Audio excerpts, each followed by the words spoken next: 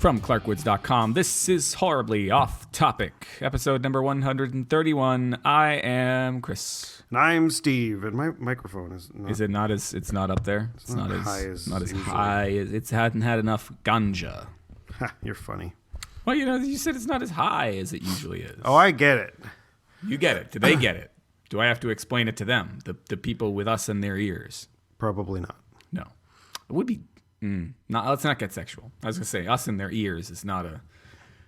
Sounds slightly less comfortable than us in their rears. Or their ears. I don't know. I mean, if you properly lubricated, us in their rears is not a terrible thing. But I don't think us in their ears, properly lubricated or not, is going to be pleasant. Well, we could just be like Wet Willie, you know. Oh, like a finger. Yeah, it doesn't need to be. Doesn't need to be a peenie. Okay. Yeah, I suppose that's true. That's true. You know, it does not just. It's not all about the dick. I mean, some people actually like a little sexy tongue in their ear. A little bit. Yeah. A little bit. Just a tiny bit. Not the whole thing. You know. Just kind of like the tip. Tip of just the tongue. Tip. Yeah, I don't think. Well, depending on how big your tongue is, unless you're like a snake, it would be Gene really. Simmons. No, I mean, like he had a long tongue, but right. It's not like he would be able to like condense it down like like a diamond. Yeah, like a piece of coal into a diamond and put it into somebody's ear. Yeah, no. I mean, you could do that thing where you go like, ugh. Oh yeah, that like that. I don't know if I can do that. I think I might be genetically. I was not able to do the. What I did was like I did the little. Everyone knows what you did. Okay. I mean, come on. What other thing can you do with your tongue? Well, what other like weird thing can you do? Can some people? Some do people with can their do like a tongue weird thing can't? and it makes it look like a W, or like they can have like several creases in it. So okay, like fair people enough. can do a lot of fucked up things with their tongue, Chris. Okay, well I don't know. I don't want to be. I'm sorry. I'm being tongue normative. Yeah, get with it, fucking dick. It's it's just it's sometimes I forget about things. Sometimes I forget, like you forgot. Oh yeah, last week. You forgot. I was so fucking furious last week, and I didn't feel well, and it was just a fucking like the first half of the show, like it was just me fucking furious, and I don't want to go back to that one again. Yeah. So, but I am angry about what I'm about to talk about, but not like not furious. So you had to be a certain amount of furious to forget your anger about this other thing. Yeah, I guess so. Yeah, because otherwise, I mean, if it had been a totally normal week last week, you hadn't been furious about the state of the world, you hadn't been sick, your anger about this other thing might have been the matter of the day, the news of the day. So yeah, we went to a concert. On a Tuesday night. Oh, this was the Tuesday after we went to see the One Piece movie. Drink. Yeah.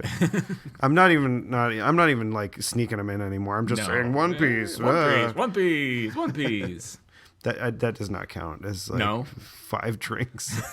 I don't want people to get fucking hammered at the beginning of the show, and then they won't remember what we're saying. Oh, okay. The week after that, we went to see the Dean Ween Group, which is basically... I went to see them a couple summers ago. Yeah. We talked about that. Yeah, when it was around the same time I had sprained my ankle. It was a whole to-do. Yeah. And it was funny because like when I went to see them then, I went to see them at the Paradise, which the last time I was there... And don't judge me. This was a long fucking time ago. The last time you were at the Paradise prior to Dean Ween Group a little while back. Yeah, the last time I was there, I went to see the Insane Clown Posse. I think I remember that show when we talked about that. And I had also hurt my foot prior to that show. And I was wearing a small cast. You are not allowed to go to the Paradise without a bum foot. Now I work right near there. And so you could go in, you could theoretically go in there for like a drink or something after work today. I could just to break the curse of like having a fucking foot or leg injury before going into that place. Right. Yeah. But yeah, so went to see them there. It was fine. Like there was some sound problems, but it was a decent show. Yeah. And then when we went to see Ween a couple months back, that was a great show. It was fantastic. Right. With all the wieners, the whole shebang, the whole band. and that was great. And then we go to this show, which like is It's odd. only half a ween. It's most of Ween actually. It's most of the live band except for Gene. Oh, okay. And so Dean, they had just released an album, I think in August, something like that. I didn't realize that. Okay. So is that going to play into the story? this might just play into the story, Because Chris. so far I was like, you like the Dean Ween group, and there's nothing necessarily wrong with seeing a concert on a Tuesday or Wednesday. Yeah, or but whatever. okay, so we get there and the show is supposed to start at 9. Now, where is it? It's at the Sinclair, Okay. which is where I saw the Dead Milkmen last. Okay. And I like that venue. It's a pretty good venue. And so we got there, we went to get some, it was funny. We went to Shake Shack, which is what we went to before we went to see Ween. Oh, it's like a tradition now. It was weird. It was a weird tradition, but it was good. I mean, they make some good burgers. They do. So we went to Shake Shack, had some burgers, and then we went to the show, which, it was raining out. So we were standing out in the rain, waiting for the goddamn people to let us in. And it shouldn't be raining in January. I'm just saying. January's kind of fucked up in my experience. January is probably my least favorite month of the year. So Fuck you. It's January. not just because the movies suck, but because it's between semesters for me, and I never get everything done that I want to get done. And it's like it feels, even though it's not the darkest month of the year because we're past the winter solstice. Yeah, which it was around feels Christmas like time. the darkest month of the year to me. Because just for all sorts, I hate January. All right. Well, it's almost over, Chris. I know. When this releases, we'll have one more day. Yes, one more day. So just hold on for one more day, and one things more- will go your way. Things will go my way. Hold on for one more day. Okay. So we're at the show. And we're waiting for Can I you can sustain? No. Or are you comfortable with the pain? Shut up. So we're waiting for the show to start. We get it like the doors open at 8, and then the show's supposed to start at 9, which I'm already kind of a little bit like, why is this show so fucking late On a school night. Tuesday? Yeah, on a Tuesday night. I mean, like most of us. I mean, despite the very heavy pot smoking crowd that was in that place. Yeah. I imagine had jobs to go to, and Right. like maybe because I just get up so fucking early. I mean, I get up at like 5 a.m. I do as well. Yeah, to get to work like at a reasonable hour, so I can leave at a reasonable hour, so I can do the same thing the next day, et cetera, et cetera. Right. You got a routine, Yeah, and not a 9 o'clock show does not fit into that routine. definitely not. But the thing is, like, we went to the movie the week prior. I mean, it was a 7 o'clock show, and then the Right. movie was about 2 hours. I don't so know. we didn't get. 7 is 2 hours earlier. I than realized that. That's what time the fucking concert should have started. 9. Oh, so you're saying it was supposed to start at 9? No. but it did not. No, okay, so the opening band came on. I mean, this was good. They came on before 9. Okay. And they did a really good show, and I want is to Bob Dylan. I want to give them a plug. It's not Bob Dylan. Bobby Dylan. It's Luscious Bobby Dylan. The Mike Dylan Band. Mike Dylan. They fucking most of their songs were instrumental. But I could take a good instrumental. they were fucking crazy. Like there was like a guy with a stand-up bass and like a guitarist and Yeah. like someone on the drums and like the main guy, the Mike Dylan of the Mike Dylan Band. Yes. Was playing the xylophone or vibraphone. I don't know Wow. which is what. It was a huge, but he was fucking. He had like the two or Like maybe two- 3 Ooh. in each hand, going like fucking ape shit on the fucking. The ladies must have loved him. Holy crap! Was he? It was great. Like I had no problem with this opening band. It was Yeah. it was entertaining to a point where I was like, okay, I'm kind of giving him grief for his xylophone, but I've actually seen a Nine Inch Nails show where there was a xylophone or a vibraphone. well, So. he was fucking like he knew how to play that thing, and he was going like ape shit. Like he was banging on that thing, Banging like, on a xylophone. Yeah, but he was making some crazy awesome sounds. out of it, so I can't fucking fault the guy. He did a good show. Yeah. And then, but then after the opening band finishes, The last time I banged on a xylophone was in the band room in high school. oh, that's nice. So they finished, and then they were breaking things down, and then the whole. I mean, from doing comedy, Yes. the reason why you have an opener, Right. is to get the crowd ready For the middler or the. I mean, if it's a headlining comedian, like somebody that can tour anywhere. And, the opening and act is like the fluffer. Yeah, it's basically they're like getting the audience ready for funny. Yes. And they're doing some groundwork so people are ready. Most stand-ups, at least if you're doing a headlining set, you're only going to be doing like an hour 15. Right. So getting somebody up there to do like 20 minutes before you head up there is good because there's a reason why a lot of comedy movies are typically no more than 90 minutes. Yeah. It's that your humor sensory blah blah blah. You can only laugh for so long. Yeah, and then at a certain point you're just done and you don't want to fucking do it anymore. Right. That's why comedy shows typically don't go over an hour and a half. Right.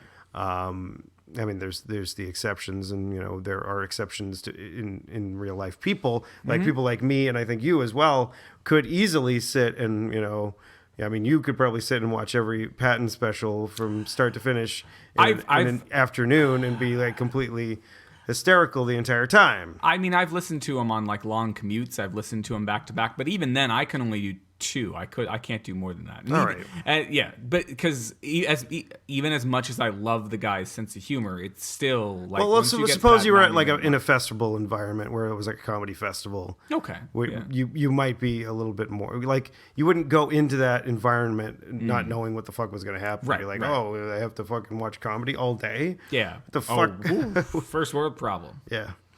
But yeah, so like. That's what they the opening band gets the and then there's usually a short reprieve maybe for people to go tinkle before they bring out actually not even like usually the opening act brings out the headliner. They say, all right, that's enough of me. You guys ready to see fucking so and so? Yeah. And then everybody's like, yeah. You're talking about comedy here. I'm talking about comedy here. Yeah. Okay. But with music, you need time to break down the instruments. So it did take a little bit of, it's hard to fucking move a vibraphone and stand-up bass and all that fucking crazy equipment that they had on stage. Right.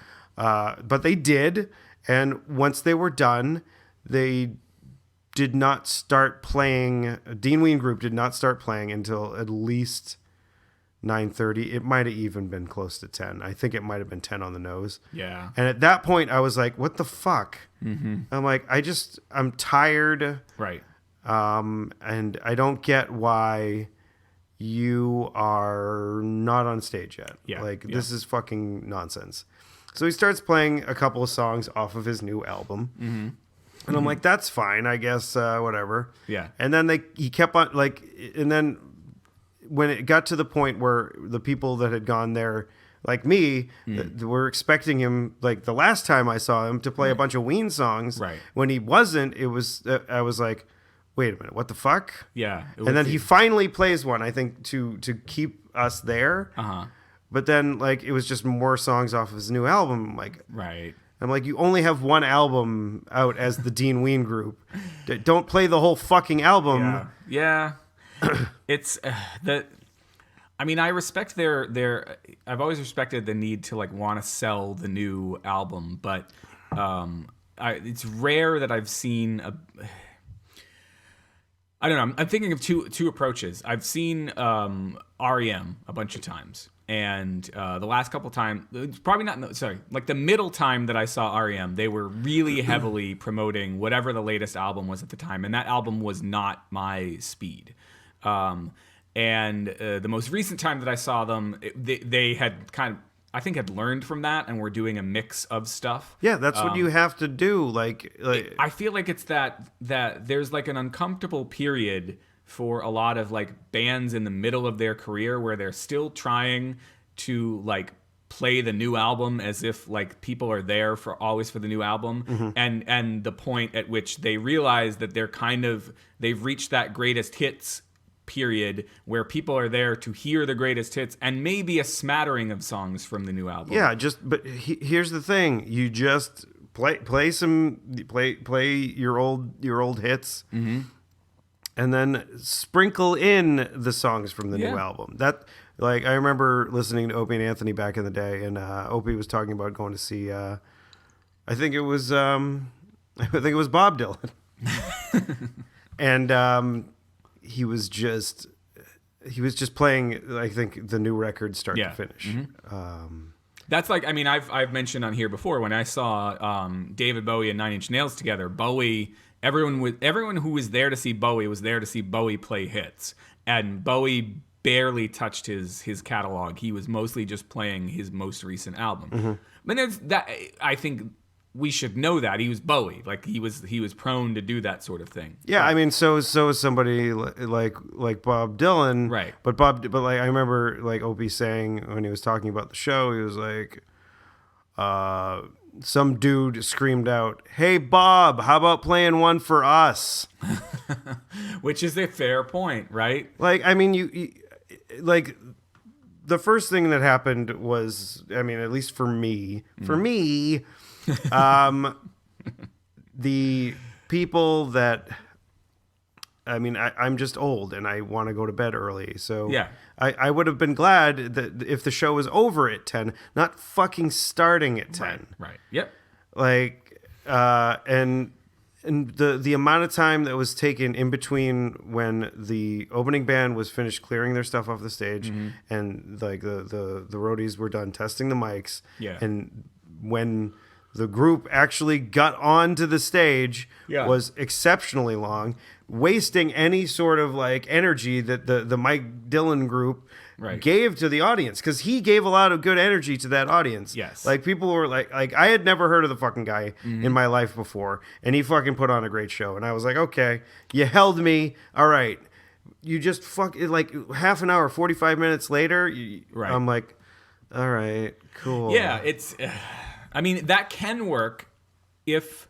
And then, to come out and not play songs that your loyal fan base will want to hear. Yeah. Like we were just like, fuck it, and I'm like, let's just go. Yeah, you didn't. I mean, the tickets weren't like super expensive, and they're Yeah. If they were, I might have been like, let's stay, but Right, but you took off what, like? I think probably in between. I think probably around 11. Yeah. Okay. So most of the way through his set. Probably like halfway, because they probably would play for 2 hours. I think it can sometimes work that longer break, but because I'm thinking particularly of a couple times that I saw Nine Inch Nails with different opening acts.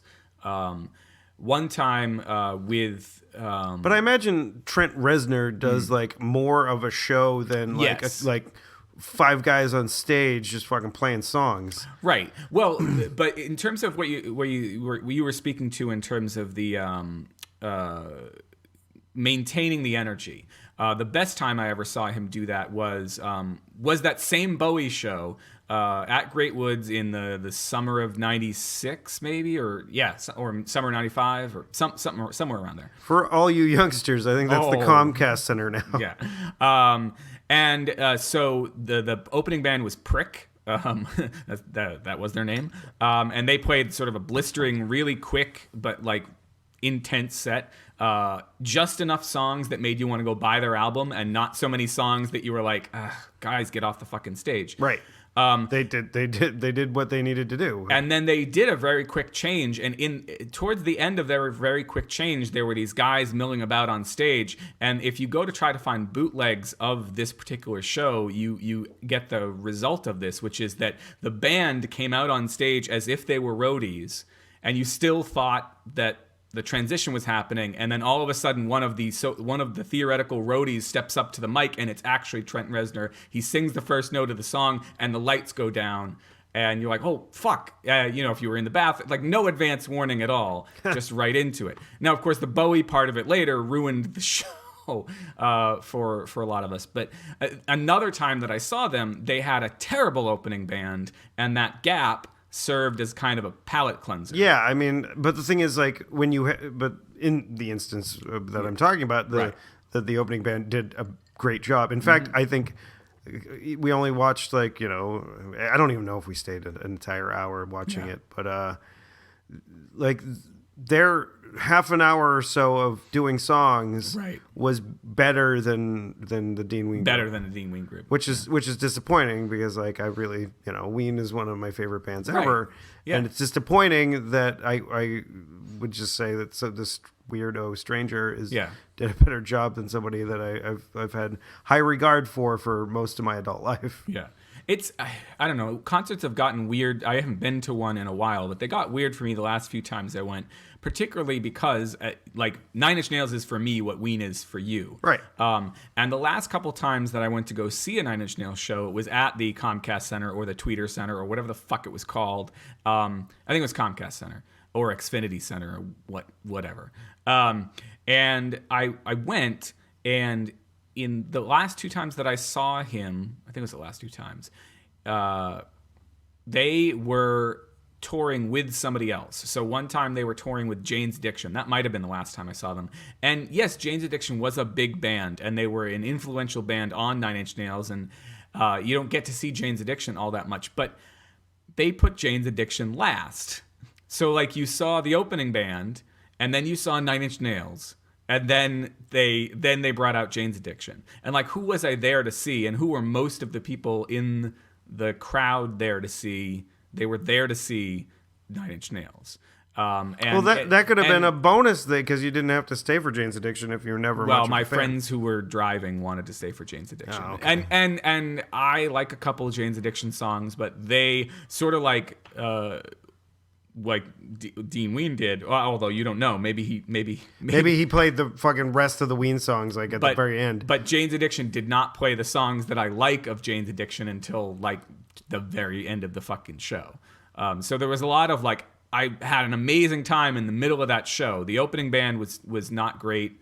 Or actually, no, we weren't even there for the opening band because my friends decided to partake of a little smoking of the doobage in the car. Drugs. I did not. Although since the windows were all closed, I suppose.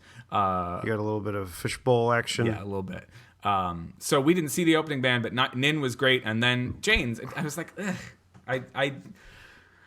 It's like a totally different, and so that's what he annoys me with is his deference to acts that he thinks are better than him, and at least twice I've seen it where he let Bowie go after him, which he should have.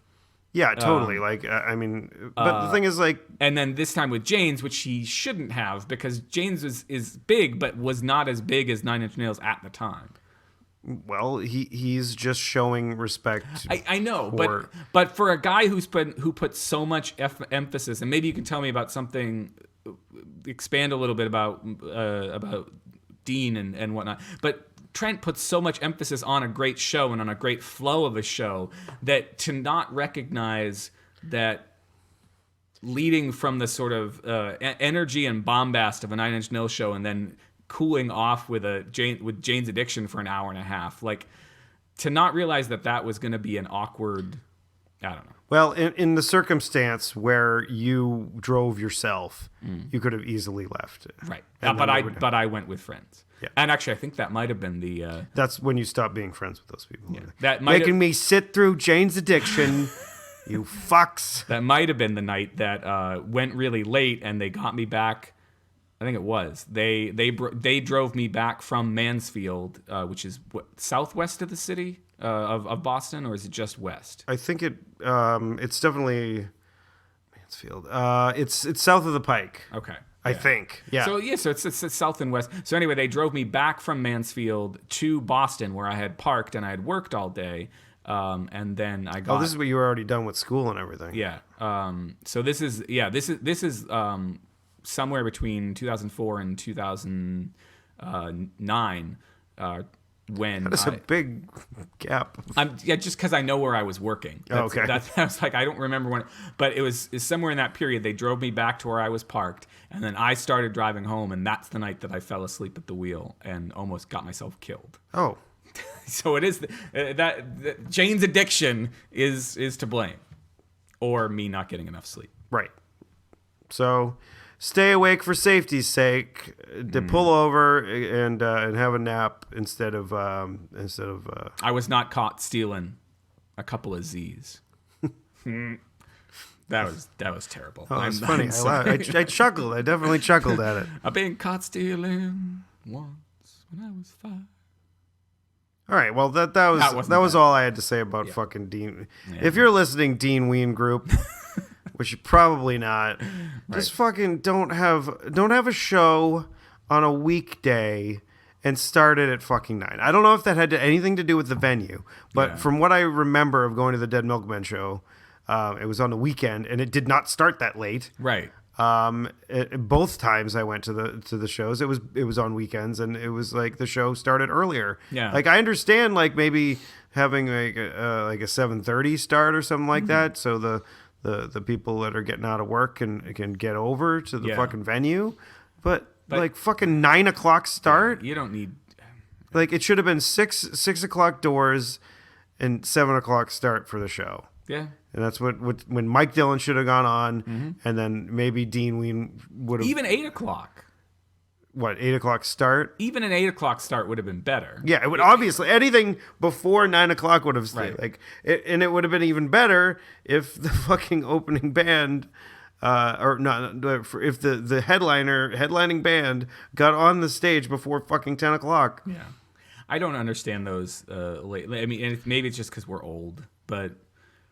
Yeah, I mean, but so's fucking Dean Ween. He's a good 10 years older than us. Yeah. You know who's well, he's older than he is 10 years older than me. You said you were done, right? This is my weird transition. Yeah. 10 years older than me now, but Paul Giamatti. And I had this realization this weekend. It was yesterday. I had not gotten very much sleep. I worked, long hours all week.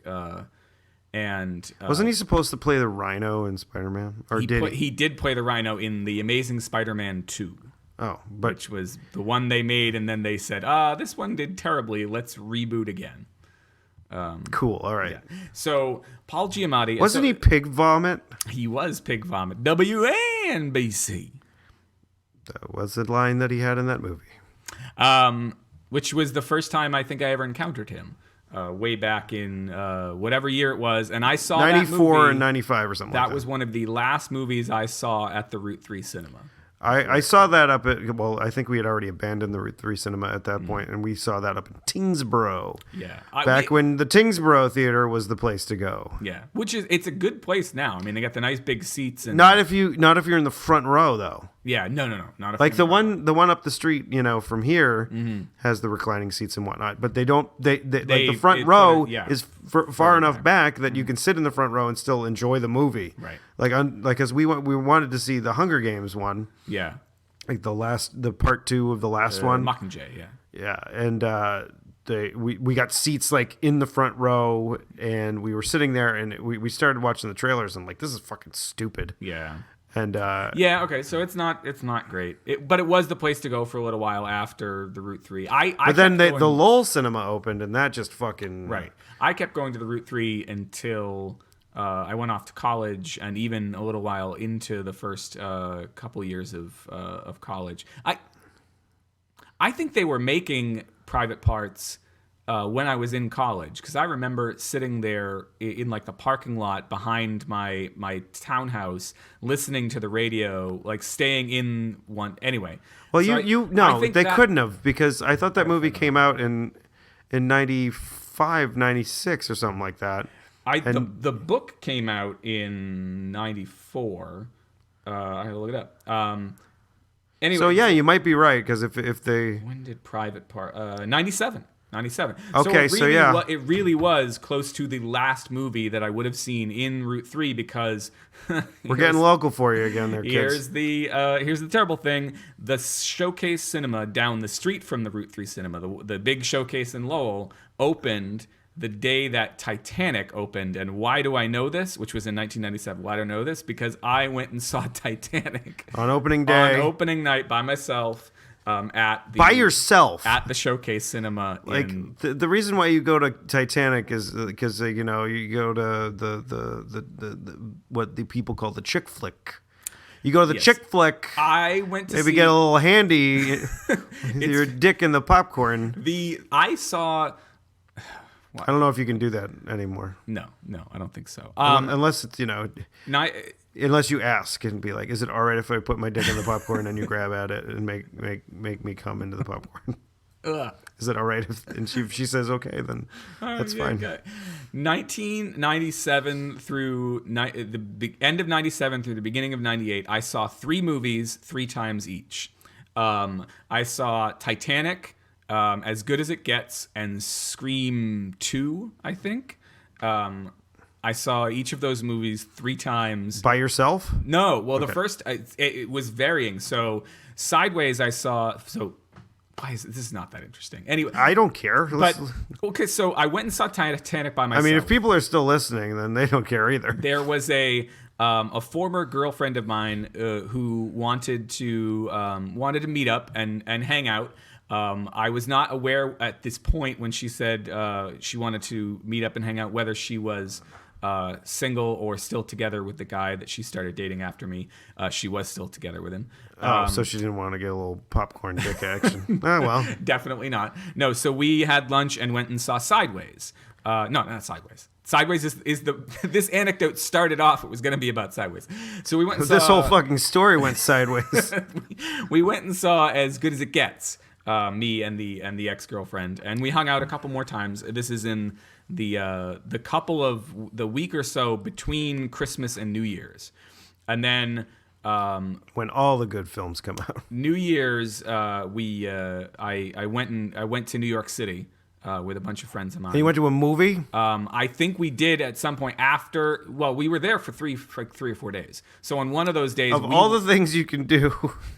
In New York? In Manhattan. Well, we were on Long Island. We only went into Manhattan for... The fuck were you on Long Island? Because that's where my friend Were you going lived. to a fucking Islanders game? My friend lived on Long Island, so we all... Long Island. We all converged on Go on the Long Island Railroad.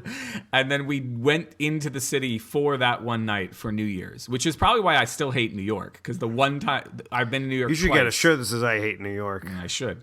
I think we saw As Good as It Gets all together. So that was the second time I saw As Good as It Gets. I forget where Scream entered the equation, but Titanic I saw the first time by myself. The second time I saw Titanic was with my gay best friend. The third time I saw Titanic finally was one of my very first few dates with my wife. Oh, that's nice. So, but I did not get I did nothing in the theater. No, you're not going to get like handy and like on the first couple of dates. No. Not at Titanic. Not with somebody that you eventually marry. No, you could you could marry someone that jerks your cock All right, off I'm being hand hand job normative. I'm sorry. Yeah, what the fuck, man? Anyway, so Look at you being all judgy. Paul Giamatti, I first encountered him in 1997 when he would have been 30. Gee, you're like Judge Vinsmoke. 30 years old. Can you imagine he's 30 in that movie as Pig Vomit? He's supposed to be like... Well, I don't know what he's supposed to be, but Paul Giamatti himself was born in 1967. I found this out yesterday. So Paul Giamatti, or at least when it came out, I don't know when it was filming, was 30 years old. Wow. Playing well, it's funny because like we were hanging out last night, and like I'm older than the people that we're hanging out with, like significantly older. Yeah. And people forget that I'm knocking on 40's door. Yeah. But because I don't look like it. So, but like Paul Giamatti, you might have thought that he kind of looks a little bit older than he actually. I don't think that you look like you're knocking on 40's door. Yeah. I am. I'm like 8 months away. No. Not quite. Just a little more than 8 months away. Yeah, you're close, but you don't look it. So thanks. It's well, fucking... I think it's one of the reasons I've been keeping the beard off. That's one of the reasons why I keep the beard on. I want people to fucking think that I'm like not an infant or child. I grow the beard back for the school year. Got all these pedos trying to pick me up in their white vans if I don't have a beard. Oh, God. I don't want any candy. I'm off the sweets. Side note. What? Elizabeth Smart. Was Elizabeth Smart picked up by a pedo? Was like the what's the? And she's the one that there Was she on Long Island? That was the Netflix documentary you guys watched, right? No. No, that was a different one. Okay. God damn it. Anyway, I was going. I'm bringing all my old blog entries back online, and I found an entry from back in the early 2000s about it's good that Elizabeth Smart got released or got found or whatever it was. Anyway.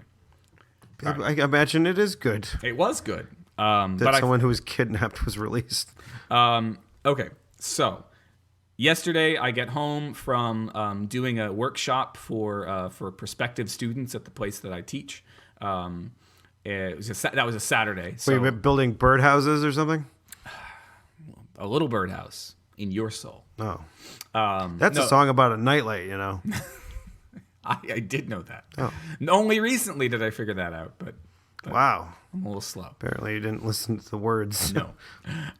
So yesterday I get home and I've had a long week, and I've added to that week by going in to do this extra thing on a Saturday, and I'm tired. So I come home, I lay down, take a little nap, I get up, and Stephanie and Kaylee are going off to do something.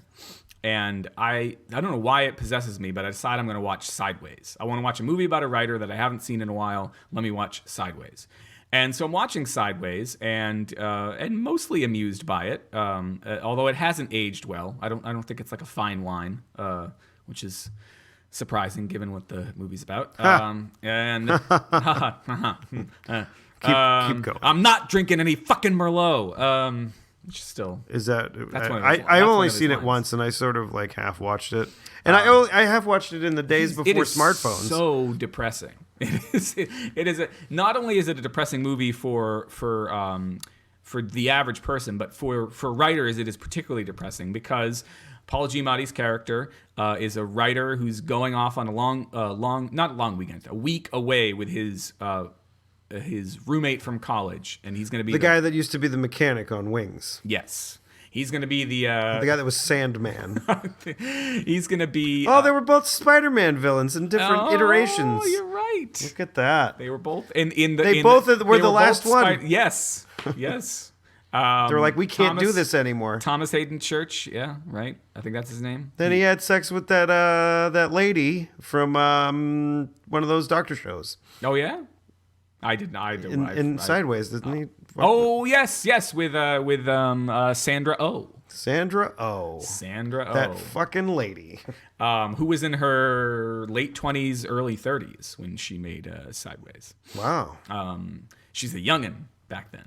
At any rate, why do I think she was born in 71. I was looking all these people up. Oh, cool. So I think she was like 33. That must have been a heck of an evening you had. Well, it was really exciting. Yeah. No, so I'm watching Sideways, and I'm getting towards the end of it. I'm like, how old was...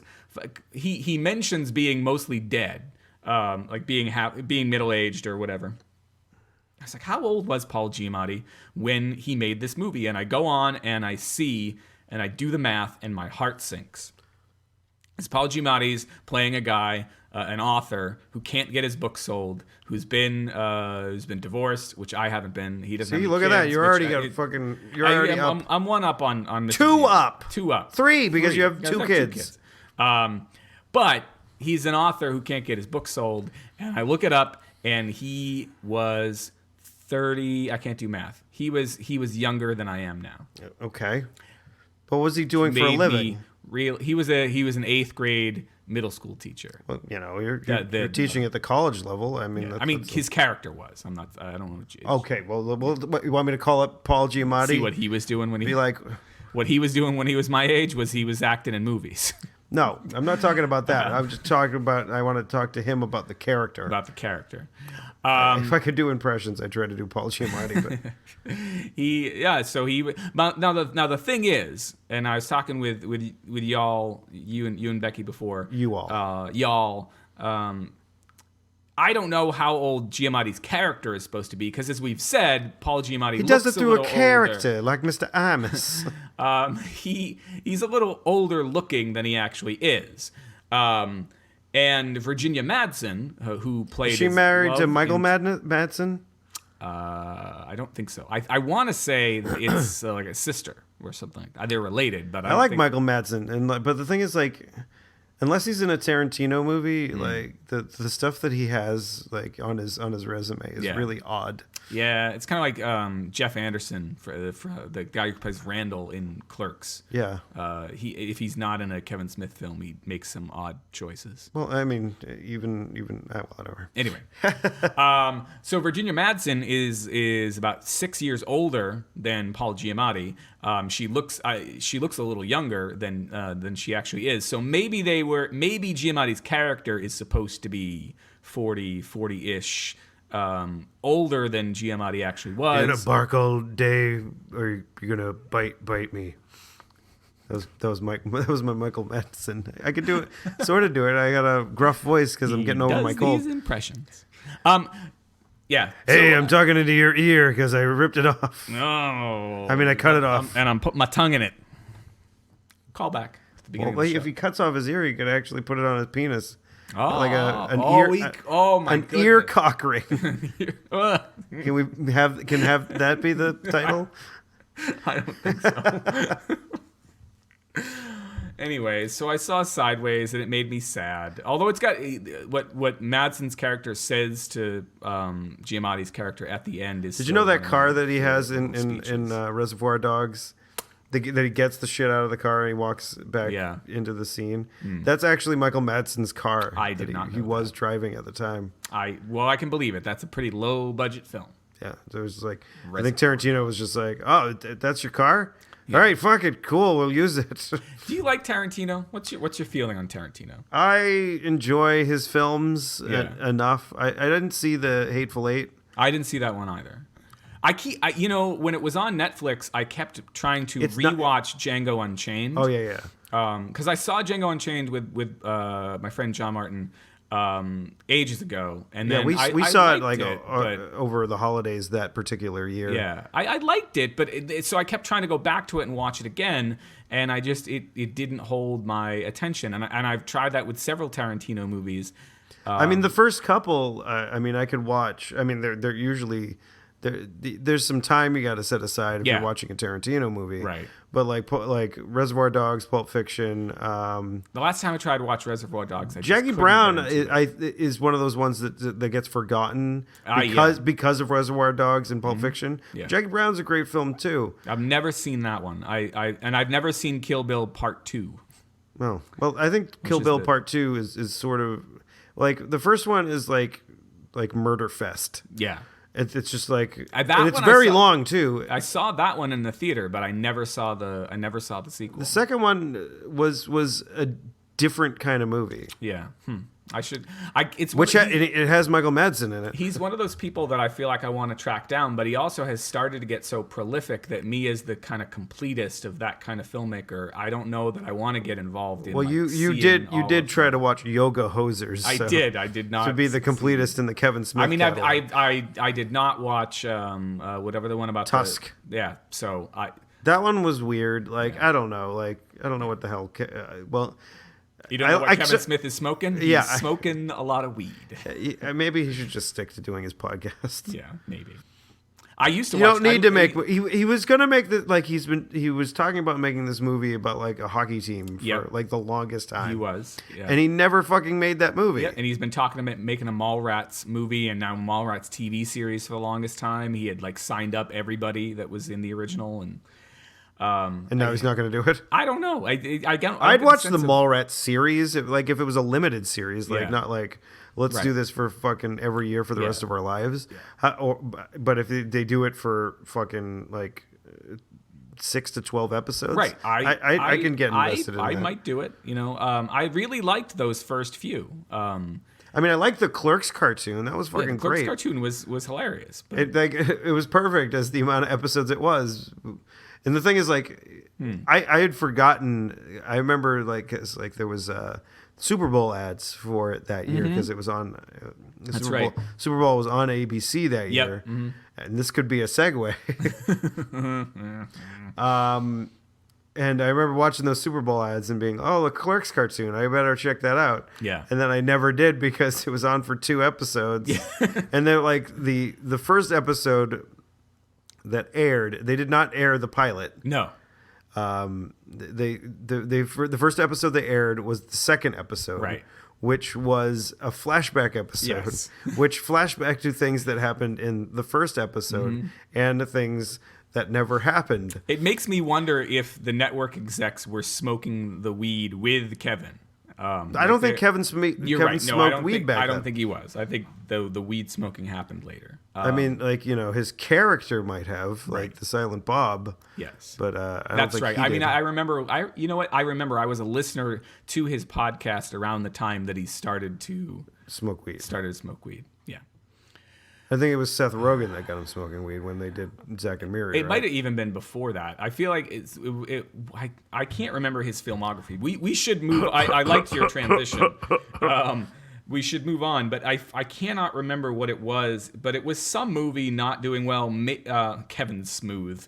JB Kevin Smooth. I think it might have been after Jersey Girl that in Jersey Girl bombing that he. That happened. That's what I want to say.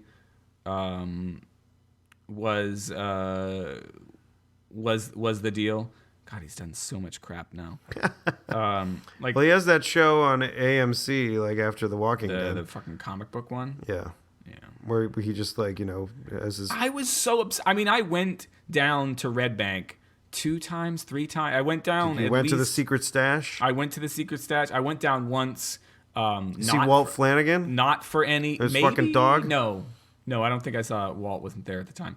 But I went down for at least 2 times for film fests, or 1 time to see Dogma before it came out. Your favorite movie? And another time to see the View Askew Festival, whatever it was called.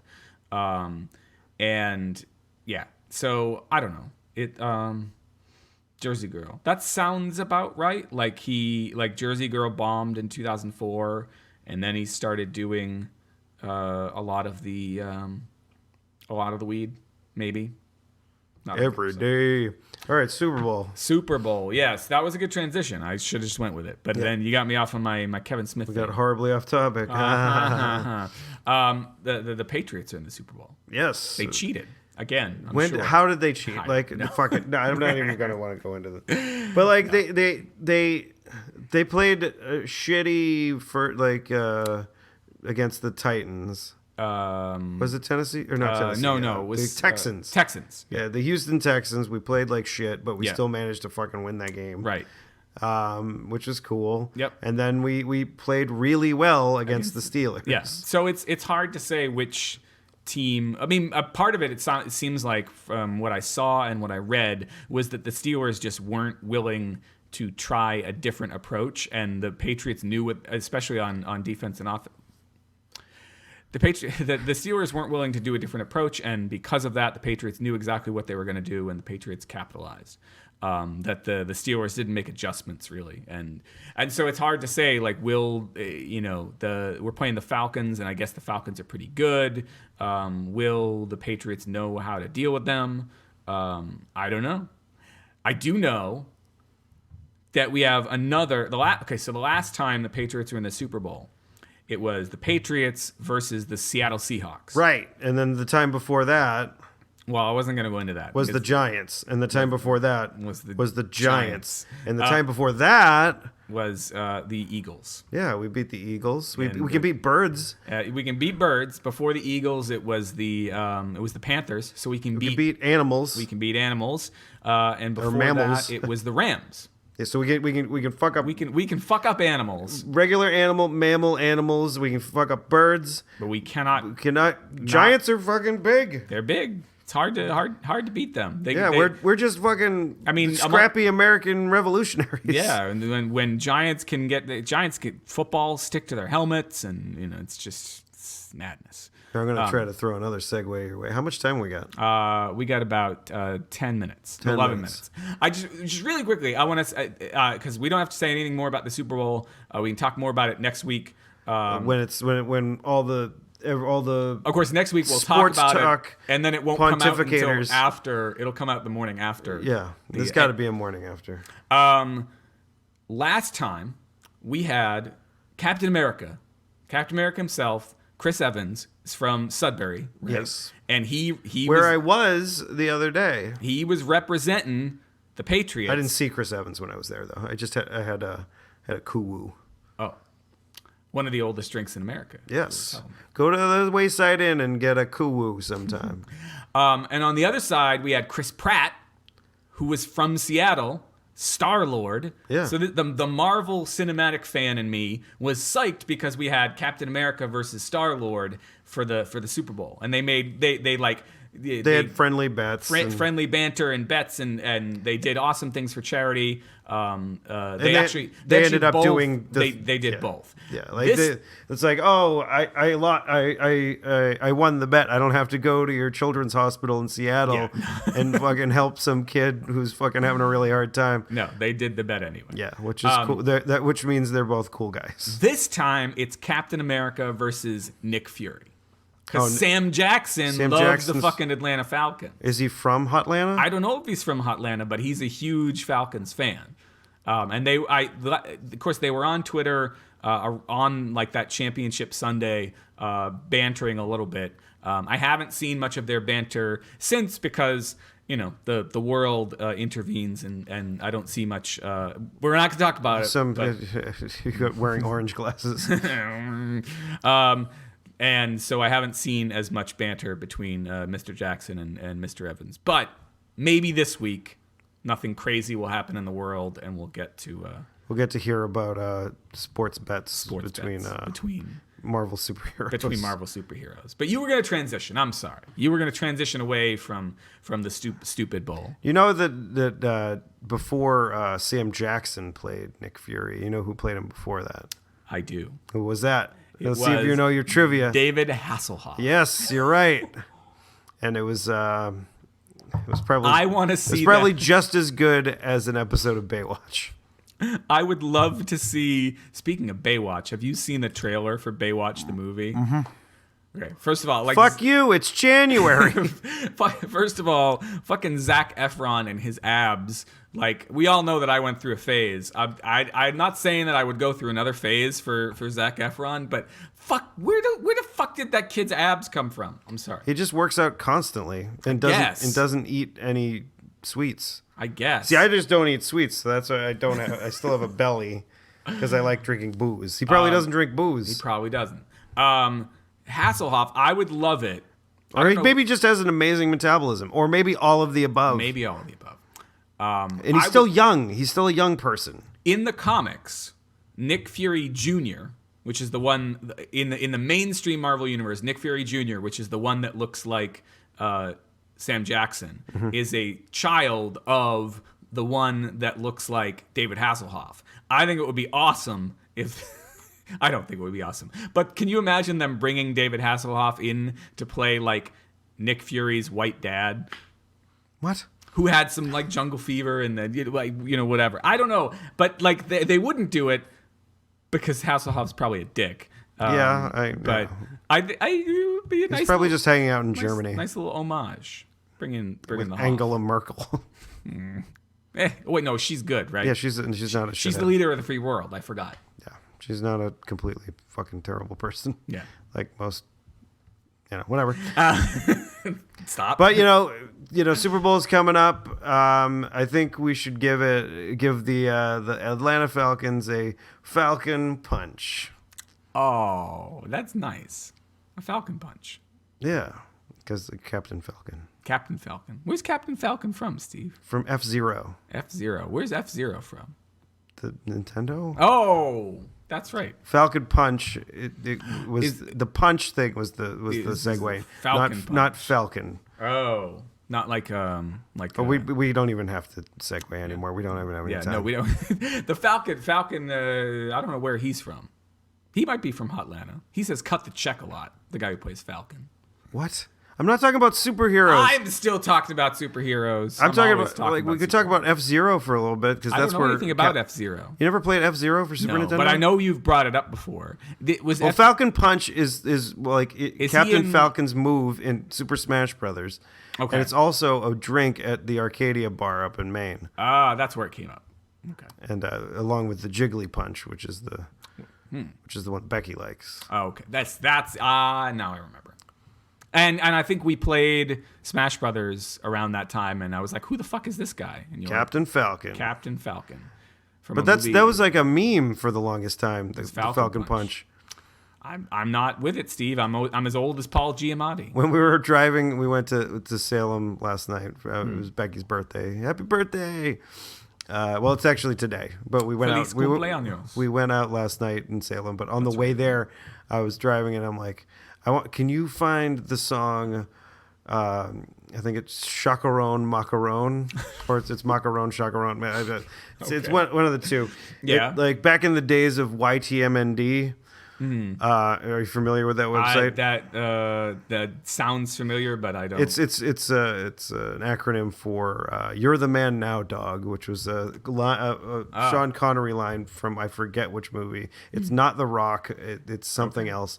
But you're the man now, dog. And so they would take little clips of things and like loop them. And I remember that one of the things that made me laugh. It was one of those, like, I'm having trouble breathing laughs. Mm-hmm. And it was like a clip of Adam West as Batman. Yeah. With this song, Macaron Chacaron. Like, listen to this song, and like, there's this part where it's like I guess the chorus is like completely incomprehensible. Mm-hmm. I'm like, cause like, you know, there are words that he's saying during the verse. But you don't know what they are. He's saying macaron and chacaron and you know, every once in a while, like, but then like during the hook is like and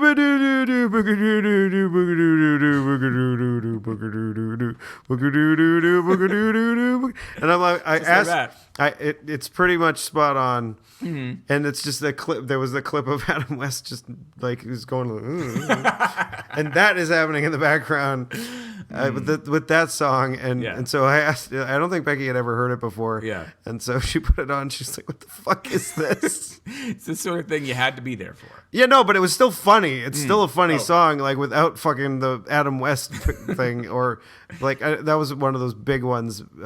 Big ones. Call back to last week. Ah, yes, I had. That was one of the songs that people like to use for their YTMNDs. For their YMCA. Yeah, no. But there was another one that was a good one for it was the Jean-Luc Picard song. It's like Captain Jean-Luc Picard of the USS Enterprise, and it was just like this fucking. My favorite Picard meme was the one with him and Chunk. You remember that one? I don't know. I don't remember that one. There was, and of course I didn't realize it was Picard at first. But it was Patrick Stewart. But it was Patrick Stewart in like 30s getup. With a Tommy gun. Was that when they were on the holodeck? When they were on the holodeck. I didn't realize what it was from, but it's him with the Tommy gun, and he's blasting, and he's got his like mouth wide open, he's screaming, and then it cuts to Chunk on the rock doing the truffle shuffle, and all the bullets bouncing off of Chunk. It's one of the funniest fucking things I have ever seen.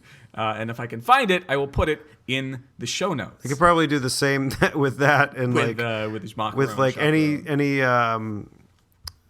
like Stallone from like Rambo, like him just shooting and then, but him going. But it's funny that around that same time the anniversary DVD of the Goonies came out, and the guy who played Chunk was actually pretty trim and fit. It was odd to. Did they just have like a cast reunion or something? They had a like cast reunion there for the commentary, including Mr. Thanos himself and I think all the Josh Brolin.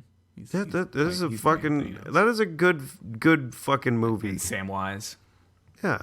Like, everybody that was in that fucking movie did a good job. Yeah, I love that movie. I can't wait. I'm trying to think of what and it had just enough, like, because it was like, it was a kids movie, but like as an adult, well, I don't know. I watched it first when I was a kid, so Right. I'd have to talk to somebody who was an adult at the time, Yeah. and like what they thought of Goonies. Yeah. But as a kid, there was just enough kind of scary shit in it, Right. to get you ready for watching more, Yeah, absolutely. scary things. It's a good gateway drug. I wonder if my or maybe kids- it's a perfect drug. No, you're the perfect drug. Oh, thank you. The perfect drug. The perfect drug. You are Enough. perfect drug. You can find the show notes for this episode at clarkwoods.com/hot/131. And if you have anything to say to us and it's longer than a tweet, you can send that to hot@clarkwoods.com. Yeah, we haven't gotten an email in a while, so No. fucking get on it, somebody. Yes. But if it is short enough to be a tweet, and you think we'll see it through all the haze of terribleness on Twitter. I probably won't because I've been avoiding Twitter lately. So if you want to, I don't have a block on who can direct message me. Yeah. So if you really want to send me a message, you could just send DM. it. Do the direct style because actually no. If you mention me, I'll get a notification. notice. Never mind. You can You just can fucking send it unless Adam. He's Adam. What happened there? It's just You I yelled said too something loud. too loud. Adam and leave. He's not on our team anymore. Mr. Adam and leave. What? Adam All right. Vinatieri. He was Adam and leave. That's what Okay. they used to say. Okay, You I don't can know what the at fuck you're talking about. Steve. Adam and Steve. Not Adam and Eve. You can at Steve at Tuesday is Luther. Luther. Can I say my own? Yes, you can do say yours. your own. Do yours. All right. I'm so fucking all over the place here at the end. I'm sorry. I am at ECC1977 on Twitter. And I am at Tuesday is loser. That's Tuesday IS loser, all one word. Back on the rails. Yes. So have yourself a fun week getting ready for the Super Bowl and go Pats, dude. Gold.